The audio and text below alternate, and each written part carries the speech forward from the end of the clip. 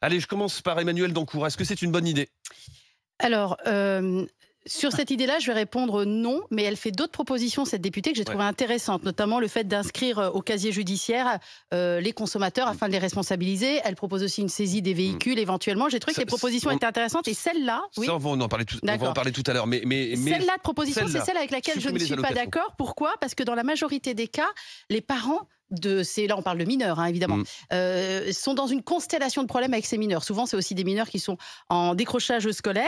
Et donc, on a des parents qui ont une véritable difficulté à maintenir leur autorité sur l'enfant. On a souvent une détresse familiale généralisée. Et dans de tels cas, la suspension d'allocation familiale, c'est un peu le hashtag double peine. Ça va pas permettre de résoudre les causes. Ça va rajouter de la difficulté à des parents parfois confrontés à une situation qu'ils n'arrivent pas à maîtriser seuls. Ça va donc être une perte de ressources financières, et cette perte de ressources financières, elle va impacter toute la fratrie, parce qu'il n'y a pas souvent, il n'y a pas qu'un seul enfant, et je trouve que cette mesure, elle stigmatiserait les familles en difficulté. Moi, ce que je trouve intéressant, c'est ce qu'a fait Rieux-la-Pape, avec un maire LR, Alexandre Vincendet, donc Rieux-la-Pape, c'est en Rhône-Alpes, Mmh. et qui a décidé en 2018, avec son conseil municipal, de suspendre certaines, après avoir reçu les familles, etc., etc., ils font pas ça comme ça, de suspendre certaines aides uniquement aux familles qui refusaient une aide d'accompagnement. Et ça a été 3 familles en 2018. Et ce qui est très bien, c'est qu'en 2020, ils ont mis en place une autre mesure. C'est une maison pour la famille et la parentalité qui a été installée, avec des ateliers pour les parents, des solutions pour les jeunes décrocheurs, et notamment des stages de rupture. C'est-à-dire qu'on sortait vraiment le jeune de son contexte pour vraiment qu'il rompe avec son environnement et qu'il puisse repartir sur des bases saines. Et là, je trouve qu'il y a un accompagnement, il y a une vraie discussion. Je trouve la solution intéressante. Pierre Rondeau, même question. Est-ce que c'est une bonne idée, supprimer les allocations aux parents de consommateurs de drogue? C'est marrant parce que ce débat, on l'a déjà eu et on l'a souvent, et ça fait même très longtemps que ces propositions de suspendre alors pas pour les consommateurs de drogue. C'est ça qui est C'est très nouveau. intéressant. C'est pour ça Avant, que c'était pour les et- trafiquants, C'est pour la les- plupart du mais temps. même Maintenant, pour c'est les vraiment sur les trafiquants. On consommateurs. avait aussi, je me rappelle, pour les absentéistes à l'école, on a suspendre exactement. les allocations. Mmh.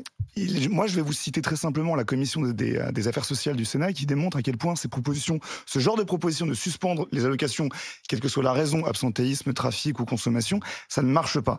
Et il y a un autre élément sur lequel je suis profondément choqué quand on traite de ce sujet et qu'on en parle et qu'on en débat, c'est que c'est vraiment une forme pour moi de racisme social. C'est de supposer que seuls les bénéficiaires d'allocations sociales sont des consommateurs de J'ai des cannabis. commentaires. si Le besoin, cannabis, évidemment. aujourd'hui, je rappelle que la France est le premier pays consommateur d'Europe de cannabis. Mm. Il y a plus de 7 millions de personnes qui consomment du cannabis, qui ont consommé du cannabis au moins une fois dans l'année. Moi, je suis pas un consommateur, mais je me souviens encore, quand j'étais lycéen, d'aller chercher ma copine de l'époque à Sainte-Geneviève, qui n'est pas le plus petit lycée précaire de la ville de Paris, qui est un très grand lycée bourgeois privé, où tout le monde fumait du cannabis.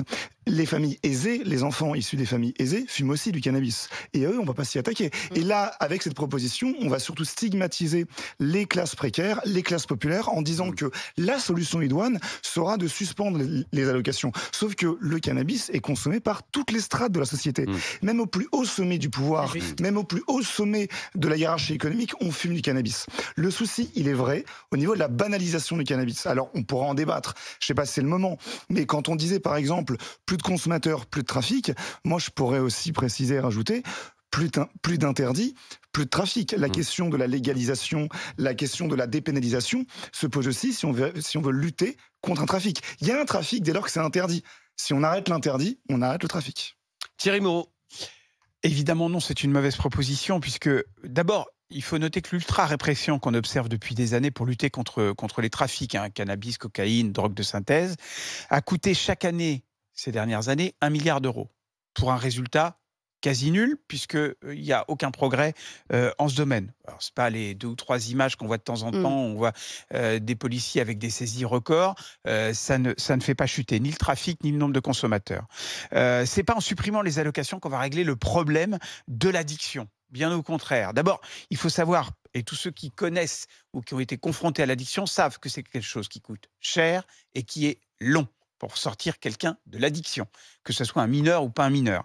Et donc, si on et alors je rappellerai une parenthèse, l'alcool et le tabac sont davantage mortels. Alors c'est pas des morts violentes par balle, mais ça tue quand même beaucoup de monde et c'est tout à fait légal. Non, c'est pas en supprimant les allocations aux plus faibles. Et Pierre a eu 2 mots très très justes. Qu'est-ce qu'on fait des gens qui sont riches et qui consomment du cannabis, parce qu'on voit qu'aujourd'hui tout le monde le fait.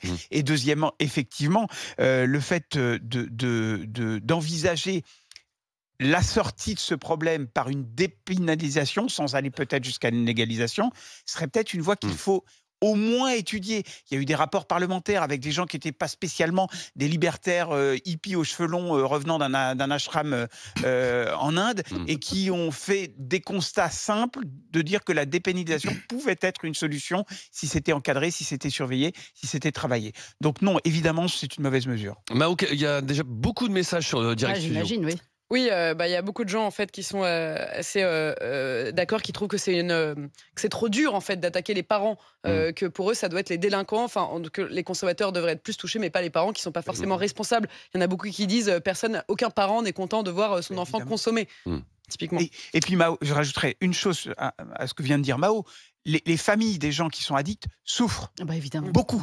Ça détruit des familles. Donc c'est pas en enlevant les allocs qu'on va régler le problème. Il n'empêche que même si cette idée, on ne sait pas si elle sera retenue par le gouvernement.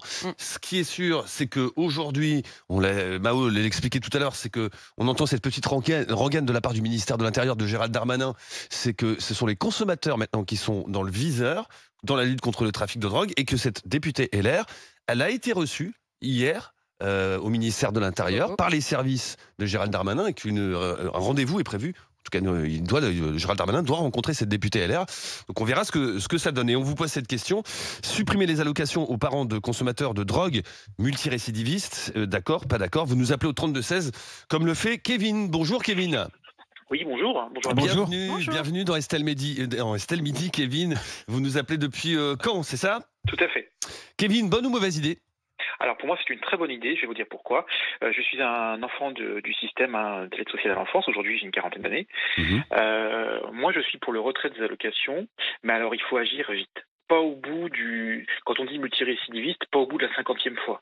Il faut qu'au bout de la seconde fois, ce soit qu'on aille même plus loin que le retrait des allocations. On fait le retrait des allocations, mais au bout de la seconde fois, on met l'enfant en famille d'accueil. La 3e fois, on supprime l'autorité parentale et on fait la mise à l'adoption. C'est violent. Ah oui, mais moi c'est radical. Je vais vous dire, je partage ma vie avec une personne qui est conseiller principal d'éducation en collège. Je peux vous garantir que presque tous les soirs, j'ai un témoignage sur comment les gamins sont éduqués à la maison. Donc les parents sont complices. Ah non, mais de toute façon, les parents qui se droguent, c'est un fait, il y en a beaucoup. D'accord, là on parle des enfants. Oui, on parle des enfants consommateurs, des mineurs consommateurs. Mais il y en a. Donc, et même pour les classes aisées qui ne sont pas bénéficiaires d'allocations sociales, on suspend, on leur retire la garde parentale, le droit à l'autorité. Oui, tout à fait. On leur retire. Mais Kevin, parce que vous avez le sentiment qu'un certain nombre de parents sont démissionnaires. Ah oui, c'est ça? Ah oui. Ils sont démissionnaires. Et vous avez même des parents qui consomment. Enfin, je veux dire, est-ce que c'est normal qu'un manager se drogue pour tenir le coup, pour atteindre sa performance et tenir ses objectifs? Vous croyez que c'est normal? Et comment vous faites pour les classes aisées alors? Parce qu'eux, ils n'ont pas d'alloc. Vous faites comment pour les toucher? Eh ben, on leur supprime l'autorité parentale.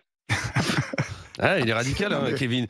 Kevin, restez avec nous, Kevin. Réfléchissez un peu, Kevin. C'est absurde ce que vous dites. Kevin, pour une consommation de cannabis. Je te permets pas de dire que c'est absurde. C'est l'avis de Kevin. Tu trouves ça, toi, absurde. Tu peux dire que c'est absurde. Oui, mais on respecte quand même l'avis de Kevin. Bon, très bien, je préfère.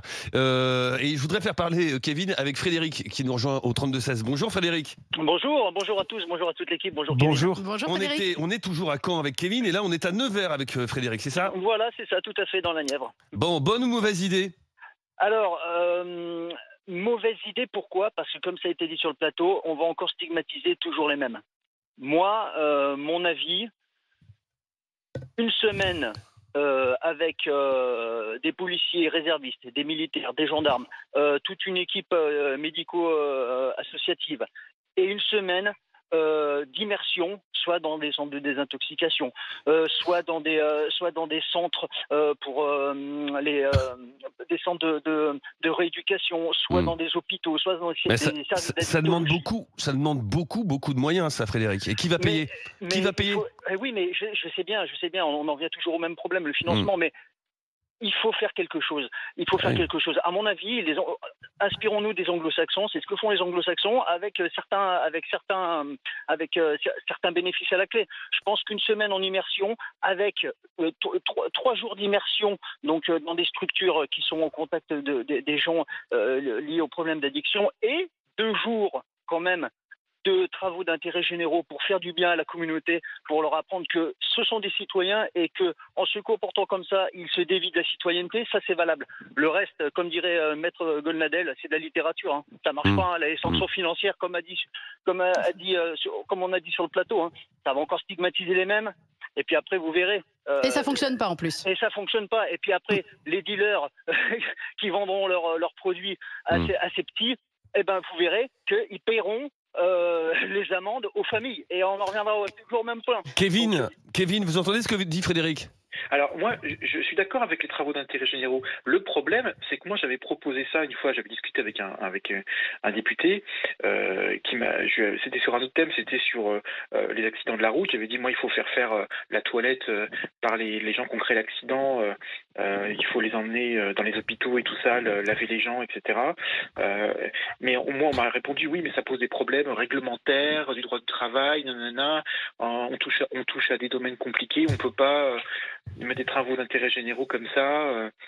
Alors on s'emboule dans des excuses et dans des réglementations. Donc pour moi, on n'arrivera pas à mettre ça en place. Ça sera bloqué politiquement, ça sera bloqué réglementairement. On n'y arrivera pas. En plus, il n'y a déjà pas assez de place pour accueillir les gens qui sont sous addiction. Donc accueillir en plus des observateurs dans ces services, ça va être très très compliqué. Merci à Kevin d'avoir été avec nous. Kevin qui nous appelait depuis Caen. Merci également à Frédéric qui était à Nevers.